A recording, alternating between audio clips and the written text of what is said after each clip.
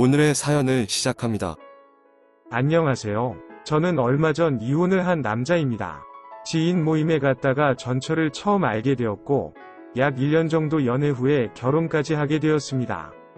전처와 저 사이에 5살 된 딸이 있습니다.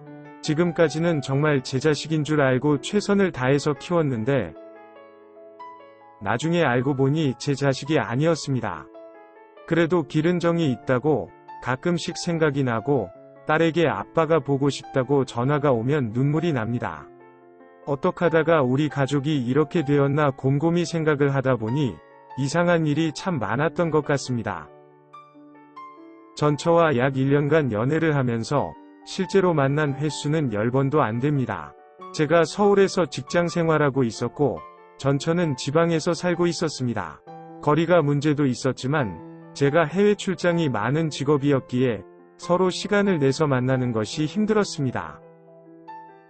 그렇게 자주 보지 못했었는데 어느 날 갑자기 임신을 했다면서 어떡하냐고 연락이 왔습니다. 사귀고 난 첫 만남부터 관계를 가졌는데 보통 여자들은 임신 등 여자가지 이유들로 피임을 원하는데 전처는 달랐습니다.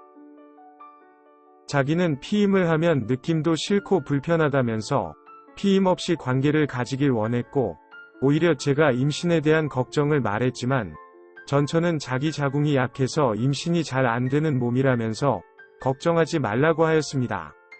나이가 어린 것도 아니고 각자의 연애 경험이 있는데 그렇게 말을 하는 것을 보니 저도 별 걱정 없이 피임을 하지 않았습니다.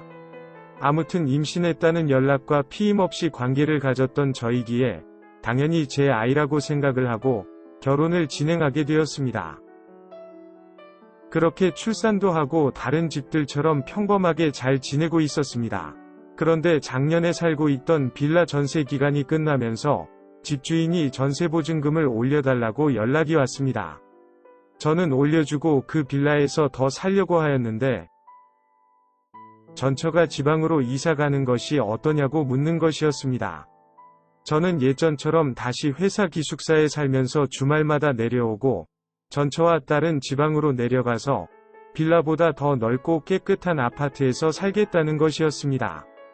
그때 살던 빌라가 애가 살기에는 환경도 교육 여건도 안 좋다면서 말을 하는데 저 역시도 인정하는 부분이었습니다.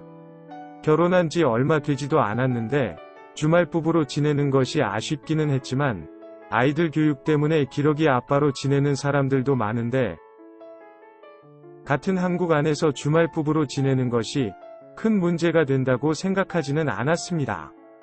열심히 벌어서 서울에 좋은 집을 사면 주말 부부로 지내는 문제도 해결이 될 거라고 믿었기 때문입니다. 그렇게 저희는 주말 부부가 되었습니다. 같은 돈으로 지방으로 내려오니 45평의 신축 아파트에 제대로 된 딸의 방도 만들어줄 수 있었고, 가장 좋았던 것은 단지 내에 학교도 유치원도 있어서 나중에 딸이 다니기에 안전할 것 같았습니다. 그렇게 주말 부부로 몇 개월쯤 지났을 때 딸 어린이집 친구의 부모님들과 친해졌다면서 주말에 같이 캠핑도 하고 키즈 카페도 가기로 했다는 것이었습니다. 자연스럽게 공동육아도 되고 동네 친구도 생기고 너무 좋다면서 저보고 같이 가자고 하였습니다. 저도 집에 가면 동네 아는 사람도 없고 심심했는데 좋았습니다. 같이 캠핑도 가고 주말에 같이 모여서 밥도 먹고 하니까 아이들도 좋아하고 육아도 한결 수월해지고 저녁에 시간 되는 사람들끼리 술도 한 잔씩 하고 특히 주중에 아내 혼자만 집에 있는 것이 걱정되었는데 그 부분도 어느 정도 안심이 되었습니다. 그러다 충격적인 사실을 알게 되었습니다. 그때도 주말에 시간 되는 가족들끼리 펜션으로 놀려가기로 하였습니다. 하지만 저는 회사 업무로 못 가게 되었고 아내와 딸만 펜션으로 놀려가게 되었습니다. 토요일도 출근을 해서 일을 하고 있는데 회사 업무 일정이 늦춰지게 되면서 늦은 오후에 퇴근을 하게 되었습니다. 숙소로 가서 쉴까 하다가 딸도 보고 싶고 숯불고기에 소주도 한잔하고 싶은 마음에 펜션으로 무작정 달려갔습니다. 토요일 오후 퇴근 시간이라서 그런지 고속도로가 엄청 막혔습니다. 밤 11시쯤 도착을 했는데 다들 자고 있었습니다.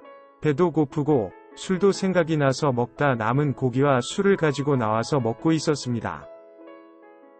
그런데 전처와 딸 친구 아빠가 차 안에서 나오는 것이었습니다. 누가 봐도 그 짓거리를 하고 나온 차림이었습니다. 벤치에 앉아있던 저를 못 보았는지 둘이서 팔짱을 끼고 사랑이 가득 담긴 농담들을 주고받으며 오고 있었습니다.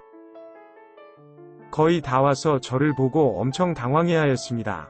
절대 그런 사이가 아니라면서 갑자기 잡아떼기 시작했습니다. 단순히 오늘만 술김에 벌어진 실수라면서 한 번만 용서해달라고 빌었습니다. 하지만 대화를 하면 할수록 이상한 부분들이 점점 더 많아졌고 결국 전처가 들고 있던 핸드폰을 뺏어서 확인해보니 온갖 바람의 증거들이 가득했습니다. 게다가 더 충격적인 사실도 있었습니다. 제 딸이라고 생각했던 그 아이는 딸의 친구 아빠이자 좀 전에 차 안에서 아내와 그 짓거리를 하고 온 그 남자의 아이였습니다. 도저히 모든 상황이 정리가 되지 않았습니다. 다른 사람들 다 깨워서 알리기 전에 말하라고 하였더니 지난 과거들을 술술 말하기 시작했습니다. 고등학생 때부터 사귀었던 연인 사이였는데 부모님의 반대로 결혼을 못했다고 하였습니다. 그렇게 인연이 끊어졌는데 SNS를 통해서 다시 만나게 되었고 그때는 그 남자는 결혼을 해서 가정이 있었고 전처는 저랑 만나고 있었기에 딱 한 번만 본다는 것이 지금까지 이어져 왔다는 것이었습니다. 그러면서 그 남자의 아이를 가지게 되었고 저한테는 제 아이라 거짓말을 해서 결혼까지 한 것이라고 하였습니다. 그러면서 그 남자가 가끔씩 평일 낮에 올라와서 딸과 전처를 만나고 갔는데 그것도 시간이 지나니 힘들어지자 전처는 저를 설득해서 그 남자가 사는 동네로 이사를 가게 만든 것이었습니다. 그리고 그 남자의 아들이 다니는 어린이집에 딸도 보내면서 그 남자의 아내랑도 의도적으로 친해지고 이렇게 가깝게 지내게 만든 것이라고 하였습니다. 너무나 황당한 나머지 할 말이 없었습니다. 너무나 계획적으로 저를 속였다는 사실에 엄청 배신감이 들었습니다. 들었던 모든 내용을 동영상으로 찍어두었고 이혼 과정에서 거짓말 등 이상한 소리는 안 한다는 약속을 받은 뒤에 저는 그 펜션에서 나와서 집으로 갔습니다. 전처와 딸에 관련된 모든 짐을 싸서 문 앞에 두었고 다음날 아침 10시에 기사를 불려서 현관문 도어록도 교체하였습니다. 그리고 부동산에 집을 내놓은 뒤에 서울로 올라왔습니다.